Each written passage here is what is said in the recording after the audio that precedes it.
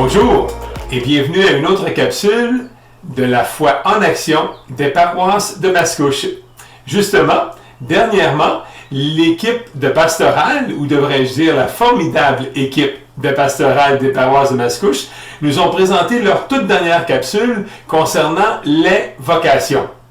Ce que je trouve génial, c'est que j'ai appris de eux que le 25 avril de cette année, donc 2021, c'était la journée mondiale de prière pour les vocations. Chose que je ne savais pas. Bien sûr, on connaît tous le mot vocation et en quelque part, dans l'équipe de pastorale, on a appris de belles choses concernant cette journée et justement ce mot qui est vocation. J'ai aimé apprendre que dans nos prières, on peut donner justement une intention vers la vocation ou une vocation. J'ai aimé aussi la partie où est-ce que nos collègues nous ont partagé le fameux « entendre la voix ». Cette voix qui nous habite, cette voix qui est propre à nous et dont nous sommes la seule personne au monde à entendre ce qui se passe à l'intérieur de nous. Donc, on peut en quelque part dire que notre jardin secret, qui est intimement lié justement à cette petite voix qui nous habite, peut nous apporter énormément d'informations justement sur le genre de vocation qui pourrait éventuellement nous attirer. J'ai aimé aussi le partage de nos collègues, dont ceux qui nous ont mentionné qu'ils avaient entendu des phrases spécifiques par rapport justement à cette petite voix qui les habite. J'ai aimé apprendre que Stéphane mentionnait que là où tu auras besoin de moi, j'irai. C'est tout un appel. C'est vraiment assez particulier de ressentir ce genre d'appel qui éventuellement est devenu sa vocation. Si on regarde au niveau de Marina, eh bien elle a entendu très jeune, un jour, tu vas parler de moi. Wow! C'est vraiment chouette, ça aussi. Et elle a suivi cette petite voie-là. Marcel Marie, lui, il nous recommande de développer le savoir écouter. Quel beau conseil! Parce que lorsqu'on développe le savoir écouter, on peut être directement en lien avec soi-même et ce qui est à l'intérieur de nous, il est là tout le temps, partout où nous sommes sur la planète. On est toujours avec nous-mêmes.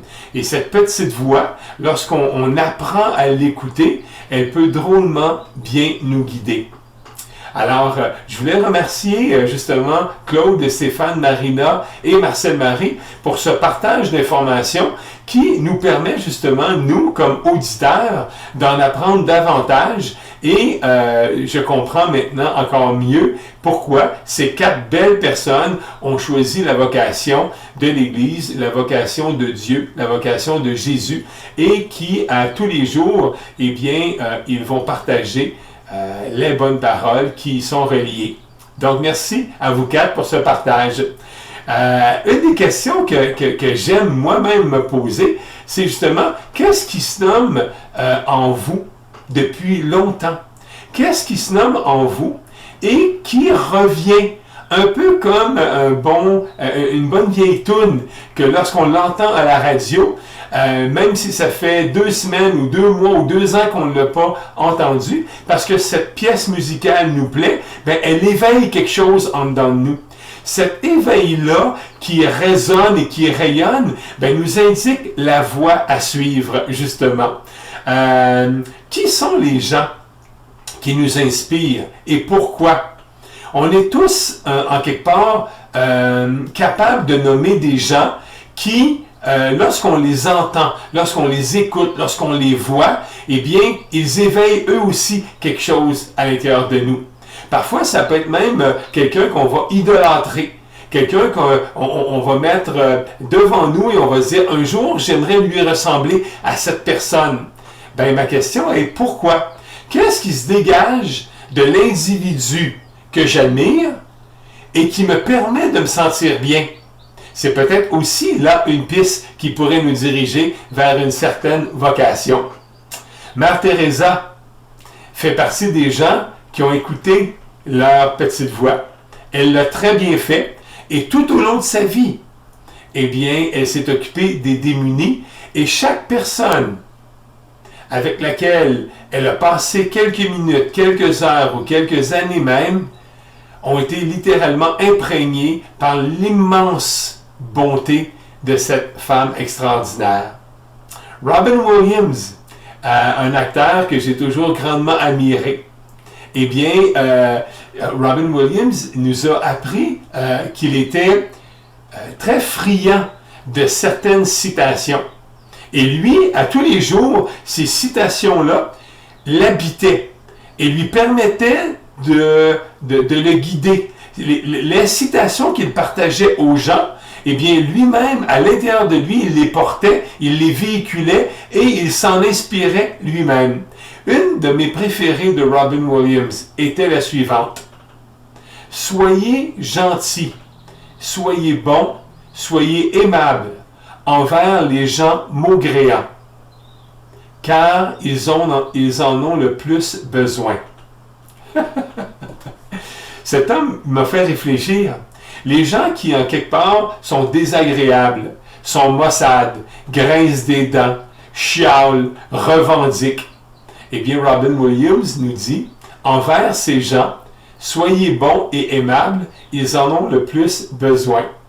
Et si nous, notre petite voix intérieure, nous disait justement que comme vocation, il nous suffisait à tous les jours d'illuminer la vie de un ou de quelques êtres humains, ça serait génial.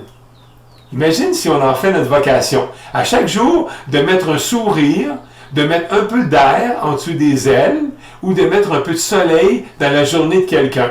Que ce soit quelqu'un qu'on connaisse, quelqu'un qui est gentil ou moins gentil, ou un pur étranger.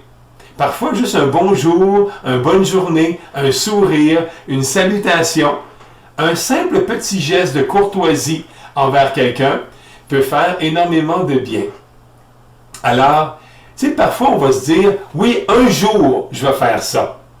Et si le un jour devient aujourd'hui jour 1, à partir d'aujourd'hui, j'écoute ma petite voix, je la laisse me guider, je me dirige vers où elle me recommande d'aller et j'applique ce que je ressens en dedans de moi en étant bienveillant envers moi-même puis envers autrui. Comme prof, j'ai été extrêmement heureux. J'ai eu une carrière qui a duré 36 ans. Ça a été ma vocation. J'ai travaillé en adaptation scolaire pendant 36 belles années. Et j'ai toujours traité mes élèves, du moins c'est ce que je souhaite. J'ai toujours posé mes yeux sur eux comme s'ils étaient mes propres enfants, en me disant que les parents qui nous confient leurs enfants souhaitent que les adultes de l'école prennent soin de leurs enfants comme eux en prendraient soin. Alors pour moi, c'est comme si on m'avait prêté des enfants pendant 36 ans et aux vacances d'été, je les retournais à la maison en espérant avoir fait un bon travail. À travers tout ça, eh bien, il y a des films que j'ai trouvés inspirants où des gens ont trouvé leur vocation. Bien sûr, il faut que je vous parle du film La Société des poètes disparus. Alors, dans ce film où Robin Williams, justement, joue le rôle de Monsieur Keating, eh bien, c'est un prof qui est novateur, qui a de merveilleuses relations avec ses étudiants et qui fait de son mieux pour leur insuffler toutes les valeurs de la vie. C'est pas un fait vécu, c'est un film de Hollywood, mais ce film m'a grandement touché. Un prof qui a trouvé sa vocation. Un autre, c'est le fait vécu de Erin Gruwell. Donc, le film s'appelle Freedom Writers et c'est un film qui, en français, s'appelle Écrire pour exister. Donc, c'est un prof qui, au départ, a commencé sa carrière et elle n'avait aucune idée qu'elle était pour être un prof aussi inspirant. Elle travaille, elle aussi, avec des enfants démunis. Un autre film que j'ai adoré, qui est un fait vécu lui aussi. Ça s'appelle Take the Lead avec Antonio Banderas ou bien Entrer dans la danse. Donc, c'est l'histoire vraie de Pierre Dulaine, un prof de danse classique, de danse sociale, je crois qu'on dit, et qui a littéralement changé la vie de jeunes élèves à problème, démunis, rebelles et parfois totalement incultes concernant la danse sociale. Mais bref, un prof qui s'est littéralement impliqué dans la vie de gens qu'il ne connaissait absolument pas, juste parce qu'il a senti lui aussi l'appel.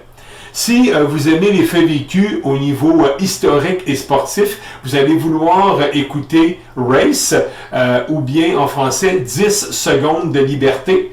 Donc, on parle des Jeux de Berlin de 1936, juste avant la Deuxième Grande Guerre mondiale, à l'époque où, malheureusement, il y avait beaucoup de difficultés, entre autres en Europe. Eh bien, Jesse Owens, un noir américain, va suivre lui aussi sa petite voix intérieure. Il va affronter énormément de défis. Il va les relever avec brio et il va littéralement passer à l'histoire. Donc, Jesse Owens a lui aussi suivi cette petite voix qui l'aura guidé malgré les embûches qu'il aura eu à affronter. Il a toujours resté collé à cette petite voix. Et un homme que j'admire énormément. Ce monsieur, je ne connais pas son âge. Je peux juste vous dire qu'il est âgé. Eh bien, ce monsieur, je vous l'ai écrit sur une petite feuille, il s'appelle Johnny Barnes. On l'appelle Mr. Happy Man. Cet homme, eh bien, un matin, il s'est levé. On parle de se lever très tôt, là. Okay? Mais un matin, il s'est levé et il a entendu à l'intérieur de lui qu'il devait se rendre à un coin de rue passant et simplement de mentionner aux gens qu'il les aimait. Alors, et là on parle d'un homme qui a entendu ça, qui a écouté ça et qui a fait ça. Alors, Johnny Barnes, si vous tapez Mr. Happy Man dans YouTube, vous allez voir que c'est un homme coloré, vivant, souriant, aimant. Et à tous les jours que le bon Dieu lui donne, il se lève aux petites heures du matin, prend sa petite valise, se rend au coin d'une rue et il va souhaiter à tous les gens qu'il va croiser du regard une bonne journée et leur rappeler à quel point il les aime.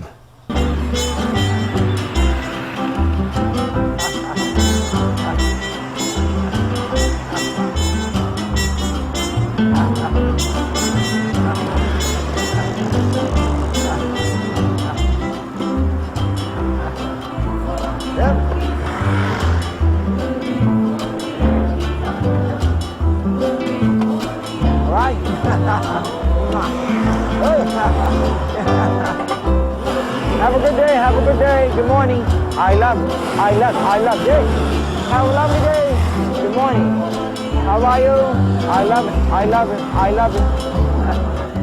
Hey, hi there. Un autre être humain qui a suivi sa vocation et qui fait une belle différence dans la vie des gens. J'aime aussi citer un bouquin qui peut vous permettre et qui peut nous permettre, dans le fond, de trouver certaines réponses. Et c'est un livre qui a été écrit par Paulo Coelho qui s'appelle Le guerrier, pas le guerrier, excusez-moi, mais le manuel du guerrier de la lumière.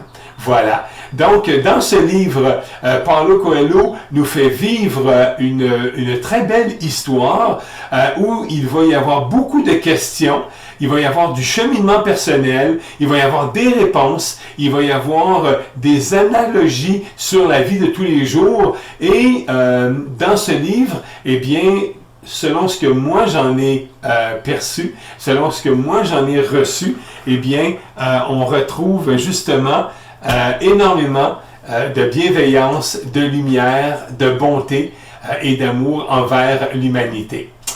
En terminant, permettez-moi de faire une petite parenthèse sur les vocations. Parfois, on a l'impression qu'il faut accomplir de grandes choses pour faire une différence importante. La réponse, c'est oui. Et aussi, la réponse, c'est absolument pas. Parce qu'on ne peut pas tous être des gens qui allons accomplir de grandes choses. Mais on peut être une personne qui, à tous les jours, va faire de son mieux, qui va se diriger justement vers cette lumière, vers cette bonté, vers cet amour inconditionnel envers autrui, envers soi-même, envers l'humanité. Et on peut, à force de faire plein de petites choses, eh bien toucher un grand nombre de personnes. Et je termine avec une anecdote. Bernard Voyer, qui est à mes yeux, à moi, un des plus grands explorateurs modernes, là, et surtout un des grands explorateurs canadiens honorés partout dans le monde. J'ai eu ce merveilleux privilège de rencontrer Bernard à quelques reprises, de manger avec lui et de m'inspirer de ses histoires et de ses philosophies de vie. Et Bernard, un jour, a dit ceci, alors que les gens l'interviewaient, puis lui disaient « Hey Bernard, tu as fait l'Antarctique jusqu'au pôle Sud à pied. Tu t'es rendu au pôle Nord à pied et en ski de fond. Tu as fait le sommet de l'Everest. Tu as conquis chacun des sommets les plus hauts de chaque continent. Tu es vraiment un être extraordinaire. Bravo Bernard. » Et Bernard a répondu ceci, « C'est mon métier. Je suis un explorateur, je suis un aventurier. Il est normal pour moi de me dépasser à chaque jour. » Et pourtant, la mère de famille qui est monoparentale, qui va se lever à chaque jour pour nourrir ses enfants, les préparer pour l'école, et elle, aller travailler son 40 heures semaine pour ramener ce qu'il faut à la maison pour que sa famille ne manque de rien, eh bien, cette femme mérite aussi autant d'honneur que vous voulez bien m'en donner. Bernard va terminer en disant ceci, « À tous les jours, il y a des mères et des pères de famille qui gravissent eux aussi leur propre Everest.